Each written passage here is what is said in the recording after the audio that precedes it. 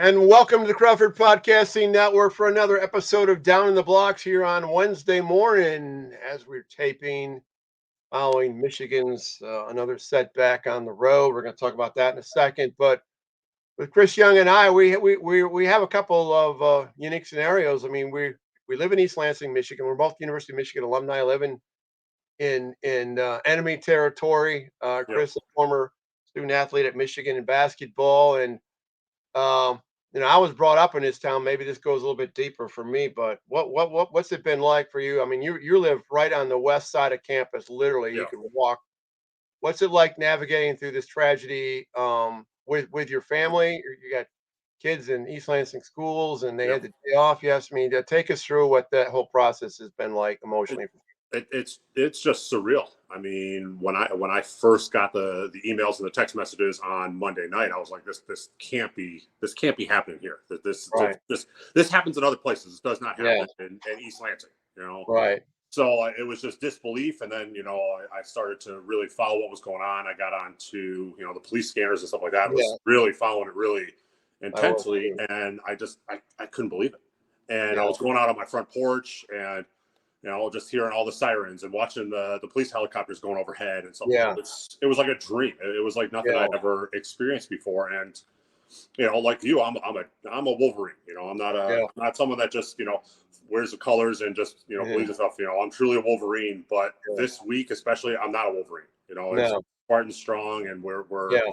one community, and we just have to band together to make sure things like this just stop. We gotta do better. We've got to take care of each other more.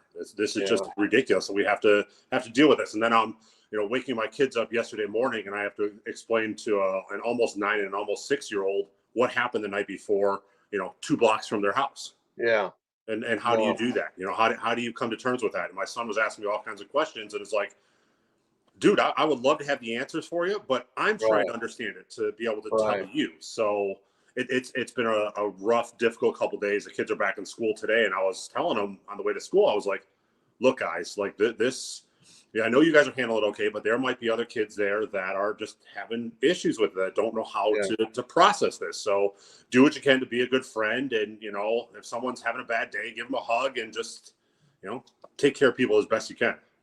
Well, that sounds like a great piece of fatherhood there, my friend Chris. And I mean, that's very well stated. I think we all go through emotions. I mean, growing up in this town, the Michigan State Union is where my mom didn't like to cook, so Okay. we went there 3 or 4 nights a week. Okay. Especially in the summertime, we had air conditioning downstairs, and so when I Sure. drive down that sacred building, and I think some student lost, you know, Hmm. life was lost in that building. Yeah. I don't think I can walk through those doors. I mean, Yeah. it's and that campus, rivalry aside, I mean, Yeah. my wife Tina and I love walking that campus in the spring and the fall and Hmm. even in the summer when the students are gone, and Yep. it's like this kind of safe haven. There's something about a Big Ten campus, a Yeah. major university, that you seem like it's almost like going out of reality and into this perfect life. And we all love college, those years, and we knew when I was in college, I knew those were the best years. Yeah. And for these students at Michigan State, the families, I can't even process that. Yeah. I would need a mental therapy 24/7 for the rest of my life Yeah. to navigate that. Yeah. Absolutely. Absolutely. Well, and then I was listening to the story yesterday that there's a girl who's a freshman here at Michigan State who was at Oxford High School. Yeah, I And heard it's that. like, as for her, like, how do you process that? And then Yeah. for her parents, I mean, how do you not like lock the kid in the basement? Oh my God. No, I mean, I, Yeah. I I don't know how. I don't know. There's so many emotions that go along with this. That the college campuses and high schools and elementary schools, those are supposed to be safe havens, somewhere where you can Right. send your kids and everything's gonna be okay. Like it's a safe place. The people are there because they want to be there. There shouldn't have to be all these concerns about this and that. And Yeah. it's a Yeah. very sad situation what we've gotten ourselves into in this country. Yeah. So, my wife Tina graduated Michigan State. My daughter Kelsey, and Kelsey's down in Nashville, and She was upset about it. She was Hmm. on business down there, and you know, talking about sitting in Berkey Hall. Berkey Hall. Countless Michigan State friends of mine say, "Oh, well, I love sitting in Berkey Hall, looking out the window over at the Peanut Barrel, and wishing I was over there drinking." Yeah. You know, it's like they have all these little, Hmm. you know, they have all these memories with their friends, Sure. and um, and that's a big building. I mean, Yeah. Berkey Hall is renowned, and just like the Union, and this freaking loser, despicable person, you know, just ruined everything on Yeah. so many levels. So, Yeah. but we move on, and that's the sad part of it is we're getting so used to this. Yeah. We're It's just waiting it's for the next shoe to drop. yeah. It's And becoming so commonplace that it's just, yeah, this sucks, and yeah, this just happened here and happened uh, there, and okay, when's the next one going to happen? Because yeah, it, yeah, you know it's not. Unfortunately, this is not going to be the last one. no, no, we know that too well. But Yeah. so on a much less important basis, but you know, the centerpiece of our Uh-oh. podcast on the blocks, and I always love, you know, love having Richard Ralford and Chris Young, two former players who played 4 years at Michigan, different eras, and to get their perspective. And I love your perspective, you know, from the center position.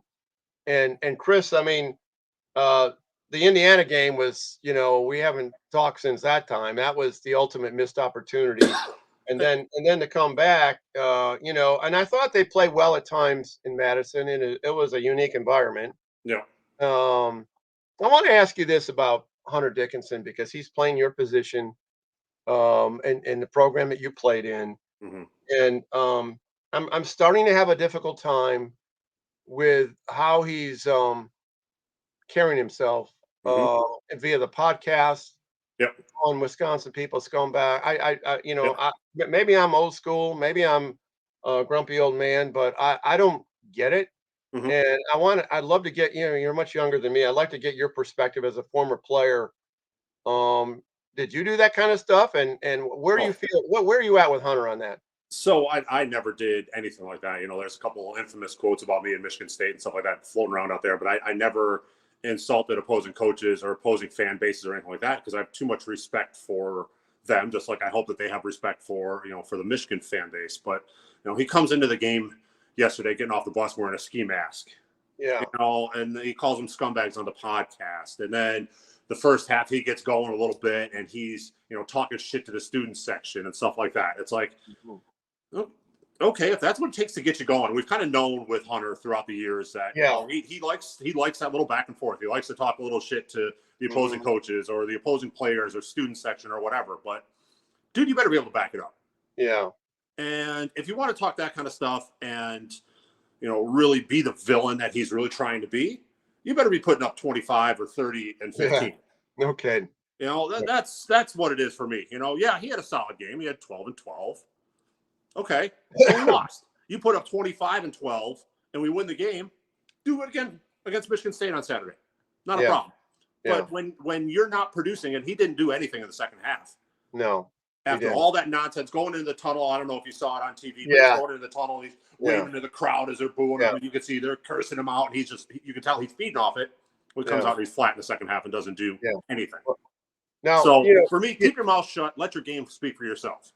yeah, I couldn't agree with you more. See why? You know, and back to the, you know, we've been frustrated with the amount of touches, and he didn't get a touch in that final possession against Indiana, which you know, Yeah. I've recorded it and went back on that, you know, countless times, dissect, you know, and say the Yep. same old thing. And it's Yeah. funny because like after that 8.2 second time, I go, well, you know what? It's going to end up with Jet forcing the three, Mm-hmm. and that's what it ended up. Now, whatever reason went through that to get to that ridiculous situation, Kobe Yeah. kind of he got all mucked up down low Mm-hmm. and double down and you know, I understand how that happened, but when you only have so much time, Yeah. I mean, you know, there was no backup plan. But you know, the thing of it is that Hunter's getting 9 shots a game.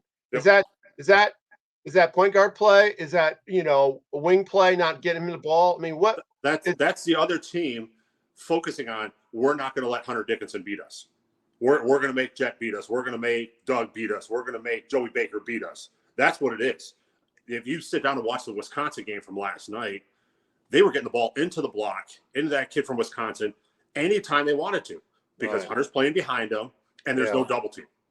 yeah, Where the Michigan guys are looking for Hunter, and he's got two guys glued to both of his shoulders at all times.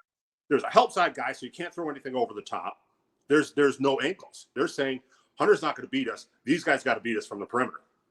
Yeah. Well, Stephen Crowell had those back down plays. He's number 41.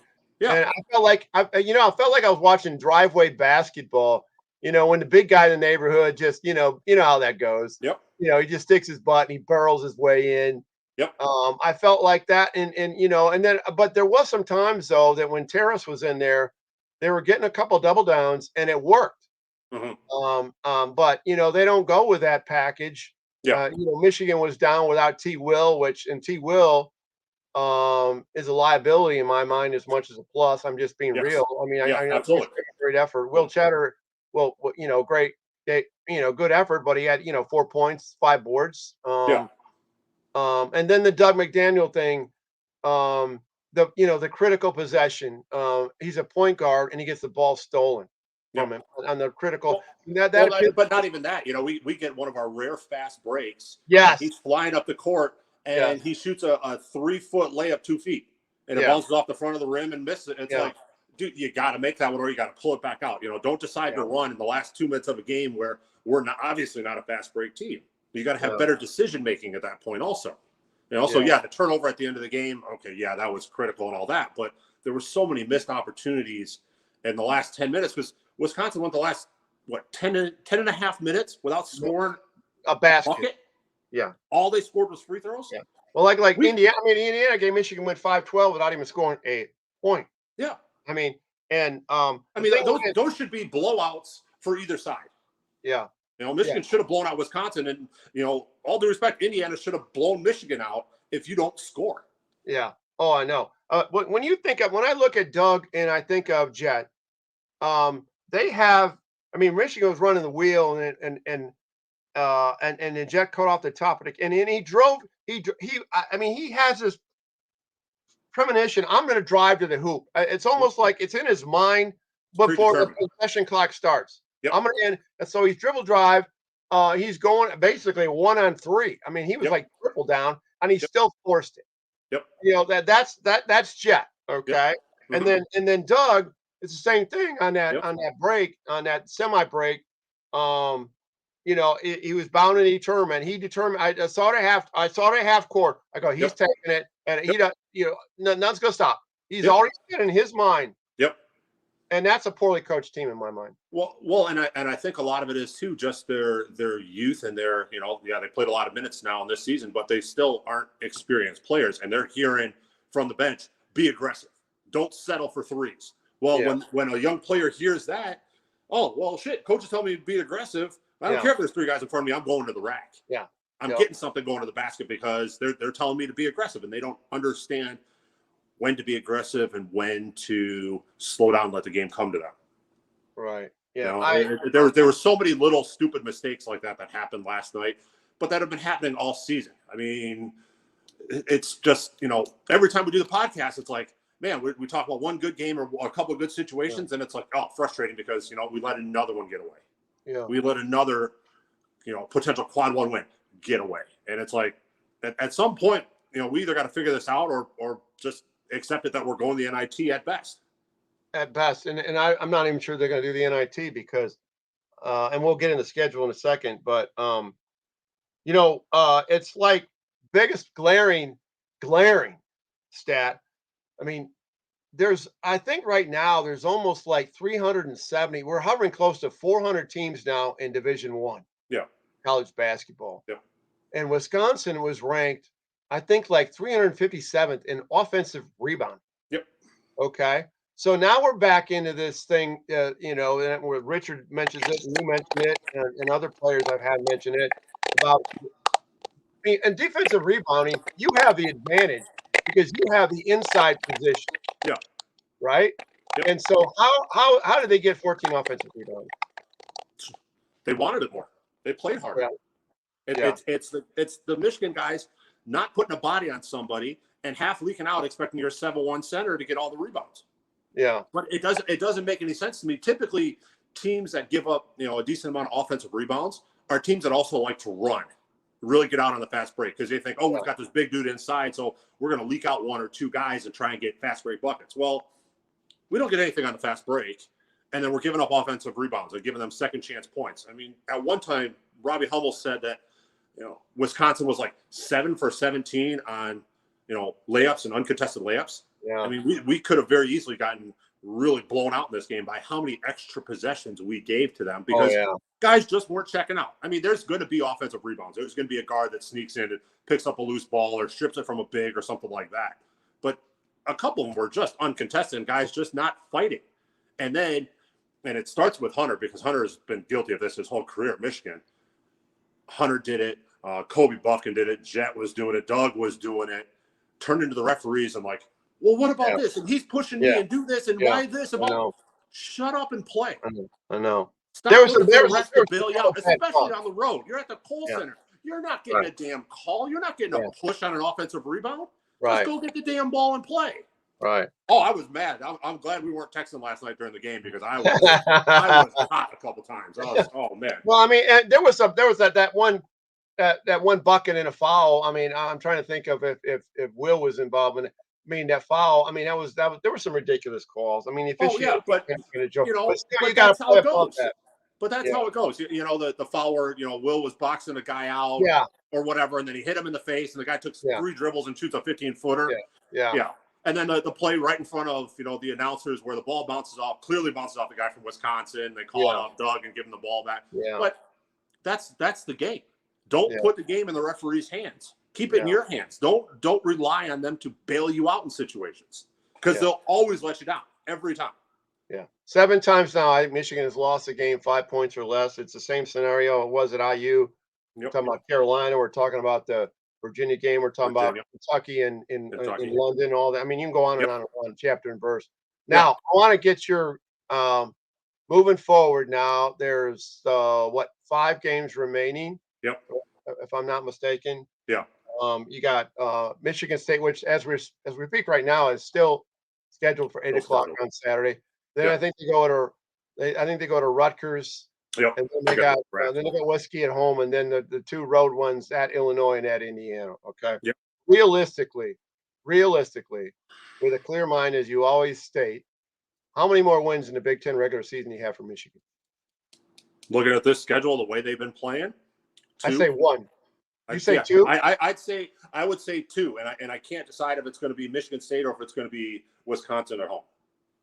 And I think that Michigan State game is going to be so tough because they canceled all the athletic events this week at the school and stuff like that. Michigan State's going to be coming in playing with a lot of emotion and all that. So, and plus Michigan State is just playing just flat out better than Michigan is. Well, the thing about Michigan State is Ohio State is a completely unraveled team. Okay, so maybe not, but I watched the bulk of that game.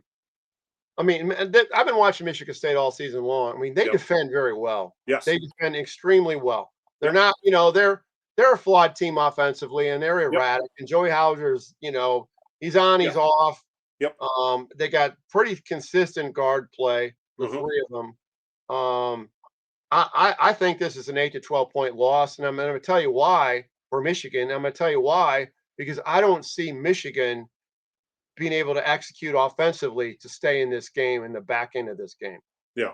Well, and what Michigan State's done and what's kept them, a contender for the Big Ten this season is at the end of games, they don't make mistakes. Yeah, they make the right offensive play. They make the defensive play. They get the defensive rebound. They get whatever it is they need to do when these close games that Michigan's losing. Michigan State does the right thing and wins these games. Yeah. And every once in a while they play bad and get blown out or whatever, but they've got it figured out. And it's just because of the experience of the guys they've got on the court and the way that they're coached. Michigan just, the end of game situations, they just disintegrate.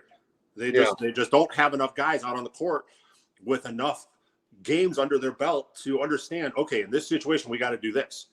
And Hunter can't do it. He can't direct traffic and get the ball inside and tell everybody what to do when you've got basically 3 guards out there that don't have any experience. And then if Cheddar's in the game, then there's another dude with no experience. Yeah. And I think the dynamic of the emotion of Michigan State game is going to be weird because, I mean, I think there's going to be a lot of sympathy towards Michigan State Oh, absolutely. from the fan base, and Yep.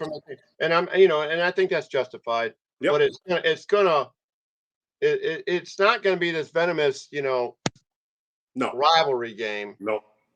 And I think that plays to Michigan State's advantage Absolutely. in this game. And Absolutely. the other element, so the only win I have is Wisconsin at home because I don't see them beat. I mean, Nebraska went to the rack and beat Rutgers, okay, which is crazy. Which is unheard of. Nebraska, No one wins at the rack, let alone Nebraska. but Nebraska is this weird team is playing with like Lucy. They're like playing IM pickup ball down at the Hoover Street IM. They're Yep. just going out there having fun and they're Yep. executing. Okay, Yep. they got nothing on the line. Yep. And they're having fun. Okay, Yep. so I commend them for playing hard. Okay, Yes. but I Absolutely. mean the Wisconsin win. I think on Senior Day, whatever seniors Michigan has, Yeah. I think that's the only win. I don't see him winning at Rock. I don't see him winning in Champaign at State No. Farm. I don't see him winning. God, at IU. Good luck. Good luck with that. Yeah. A Sunday afternoon game at IU. Yeah. That's No, I mean Indiana. I've been there. That's no fun. Yeah, and so with that in mind, that's a 9-11 Big Ten team, and that would be 1 under 500 going into the Big Ten tournament. Mhm. I So you don't got to know. win at least 2 in the Big Ten tournament to make yourself at least Yeah, eligible for the NIT. yeah, and not that the NIT is something that they aspire to anyway, but Yeah. I don't mean to sound so discouraged, and obviously we started this podcast with a more larger perspective Yeah. with what's happening to Michigan State, so sports is Yeah. it's just not that important these days, Yeah. right now. Yeah. Especially this week, it's not that Yeah, important. this week. So, but that in mind, from a sports perspective, I'm just incredibly discouraged where this program is headed. You got 2 recruits coming in. They're both in the ranked 80. And I don't know what Juwan's going to do from the portal, but I Mhm. think, I mean, he deserves another year. But I Oh, would I absolutely. would put him under the microscope next year and evaluate him of where this program is going and how he handles this team next year. Yeah. Because Michigan deserves better than this, Yeah. in my mind. They Absolutely. But again, a little bit of it is out of his control. Who's going to leave the program? Is Jet going to leave and try and test the waters of the NBA? Oh yeah, Is he's Hunter fine. going to leave? That those are big questions. Okay, all of a sudden Kobe Bufkin's not happy and he hits the portal. Well, Yeah. now we're filling in spots, and it's kind of the situation we're in now. We went out and got Joey Baker thinking he was going to be this knockdown shooter and all this kind of stuff, and Didn't he work. tweaked his ankle a little bit, and yeah, he's shooting 40%, but he's only shooting the ball once or twice a game. We lost some guys to the portal. We lost some guys to injury. It's just this season is just kind of unraveled, and you almost feel bad for Hunter Dickinson because he came back thinking it was going to be a certain type of season, and it's just not turning into that because he's playing around. Last night he had 3 starters with almost no experience. Yeah, yeah. So I mean, no, I keep all that perspective, and I'm not into firing coaches, but I just think there needs to be a succinct evaluation, and I think there needs to be a succinct evaluation of Ward Manuel. I mean, he's got a football coach; he doesn't have a contract extension. I mean, I yep, don't understand what's going down there in a lot of ways, yeah, and so I think next year is going to be compelling for this program to see where it's headed. yeah, That's yeah, that's sure. and reevaluate. Anyway, see why you bring it strong as you always do, and I appreciate that as well as your input on what happened at Michigan State. So stay safe, hug your kids, and we'll talk to you next week. Sounds good. Thanks, Tom.